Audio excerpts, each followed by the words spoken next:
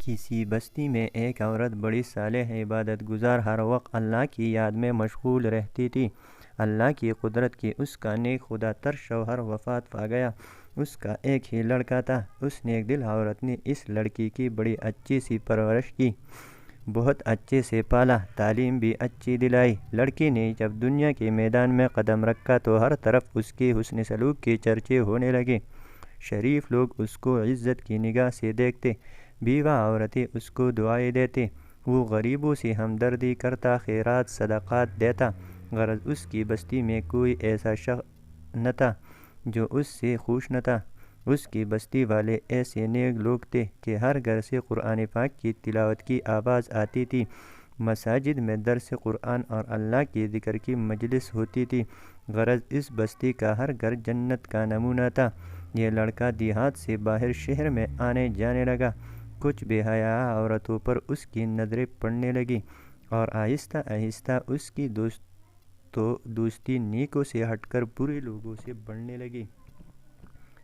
پھر وہ راستہ سے بھٹک گیا۔ بد کردار دوستوں کے مشورے سے اس نے والدہ کی دیہات کی پرسکون زندگی کو خرابات کہہ کر شہر کی فضا میں اپنا ڈیرا ڈال لیا، اور اس کے ڈیرے میں اب ہر قسم کے اوباش دوست اس کے گرد جمع ہونے لگے۔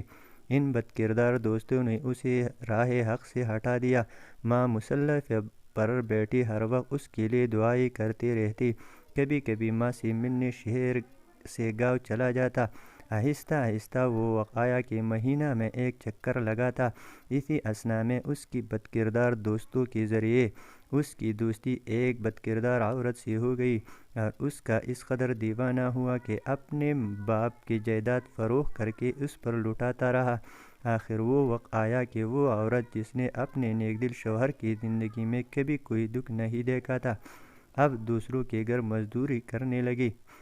وہ ماں مزدوری کے پیسے سے بیٹے کو کچھ چیز بنا دیتی اور دعاؤں کے ساتھ رخصت کرتی۔ کافی عرصہ گزر گیا، لڑکا ماں کو ملنے نہ آیا۔ ماں بیٹے کی جدائی اپنے ہوش حواس کھو بیٹھی۔ جب بھی کوئی غیر اس کے دروازے کو کھٹکھٹاتا تو وہ دوڑ کر دروازہ پر جاتی، بے ساختہ کہتی، میرے بیٹے تم آ گئے، بیٹے تم نے اتنی دیر کیوں لگائی؟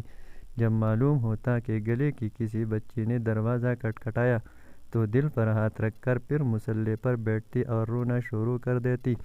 روتے روتے اس نیک دل کی بینائی بھی جواب دے گئی، اور پھر جب اس لڑکے کے پاس کچھ نہ رہا تو اس عورت نے اپنے یاروں سے مشورہ کیا کہ اب اس سے جان چھڑائی جائے۔ مشورے میں یہ طے ہوا کہ اس سے یہ فرمائش کی جائے، میری محبت جب بھی آپ سے رہے گی کہ اپنی ماں کا دل نکال کر لاؤ۔ اس طرح وہ فرمائش پوری نہیں کرے گا اور خود ہی جان چھوٹ جائے گی۔ اس بد کردار عورت نے فرمائش کی۔ وہ انسان جو ایک وقت میں فرشتہ تھا، آج خواہش نفس کی خاطر شیطان سے بھی بدتر ہو گیا، اور اس فرمائش کو بھی پورا کرنے تک تیار ہو گیا۔ خنجر لیا گاؤں کی طرف چل دیا۔ عرصہ دراز کے بعد جب یہ بدنصیب دروازے پر پہنچا، آواز دی۔ ماں خوشی سے دروازے کی طرف بڑھی، منہ سر چوما اور سینے سے لگایا۔ اس بدبخت نے خنجر نکالا اور ماں کے سینے پر مارا۔ ماں کا دل نکال کر چل دیا۔ آسمان پر اندھیرا چھا گیا، اللہ کا عرش ہل گیا، فرشتوں نے دعائیں دی، ظلم نے انتہا ہو گئی۔ بد کرداروں کا یہ یار بدکار عورتوں کے مکان پر پہنچا تو ماں کا دل اس کے سامنے کیا۔ اس عورت نے کہا، تو اپنے ماں پر ایسا ظلم کر سکتا ہے تو معلوم نہیں میرے ساتھ کیا سلوک کرے، اس لیے یہاں سے نکل جا۔ آنکھوں پر اندھیرا چھا گیا اور گر گیا اور مر گیا۔ ماں کا دل ہاتھ سے چھوٹا۔ دل اس بد کردار عورت کے کمرے میں پڑی چوری پر پڑا۔